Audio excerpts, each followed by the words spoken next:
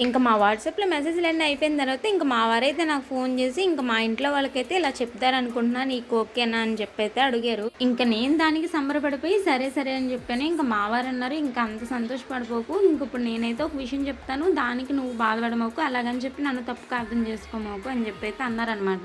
నేనైతే ఏంటి ఇలా మాట్లాడుతున్నాడు ఈ మనిషి? ఏమైంది? ఏం పర్లేదు ఏమనుకోను చెప్పనైతే నేను అన్నాననమాట. ఇంక దానికి మా వారు ఏమన్నారంటే, మా అమ్మున్న సిచ్యువేషన్‌లో ఇప్పుడు మా అమ్మకి ఇష్టం లేకుండా అయితే పెళ్లి చేసుకోలేను. కాపోతే ఇంటర్ కాస్ట్ మ్యారేజ్ కాబట్టి కొంచెం వాళ్ళు ఒప్పుకునేపాటికి టైం పట్టిద్ది. నచ్చచెప్పి నేను ఎలాగోలా ఒప్పించుకుంటాను అని వాళ్ళు చెప్పిన తర్వాత కనీసం ఏమన్నా కట్నం ఇస్తారా అని చెప్పేసి కొంచెమన్నా అడుగుతారు. నాకు తెలిసి కట్నం అనే టాపిక్ తప్పకుండా వస్తది. దానికి మాత్రం నువ్వు నన్నేం అనుకోమోకు అని చెప్పి అయితే చెప్పారనమాట. ఇంక మా వారు అన్నట్టు కట్నం టాపిక్ వచ్చిందనమాట. ఇంక ఈ కట్నం టాపిక్ ముందు మా ఇంట్లో వాళ్ళకి చెప్పి, మా వాళ్ళ ఇంట్లో వాళ్ళకి చెప్పి అయితే ఒప్పించాలి కదా! ఇంకా ఆళ్ళకి చెప్పినప్పుడు, మా ఇంట్లో వాళ్ళకి చెప్పినప్పుడు ఆళ్ళ రియాక్షన్‌లు అంతా ఇంత కాదనమాట. ఇంకా ఆళ్ళని ఒప్పించడానికి చాలానే టైం పట్టింది. మీరైతే ఒక చిన్న లైక్ ఇచ్చేయండి.